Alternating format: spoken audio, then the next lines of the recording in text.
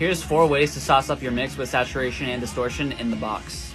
First one, my absolute favorite, running the vocal through some sort of a tape emulation plugin. This makes a massive difference. You'd be surprised what this does to the vocal in terms of filling it out, sometimes giving it more clarity, sometimes smoothing out the mid-range. Always run my vocals through some sort of a tape emulation.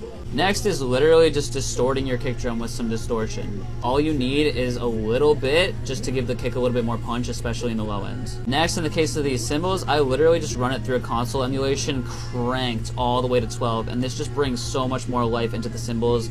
This does it for anything. I use this on samples a lot, especially in hip-hop tracks that have sort of samples that are a little bit too clean, you know what I mean? Lastly, sometimes I'll do multiband saturation. This is a plugin by Waves Factory called Spectre. It's honestly pretty dope.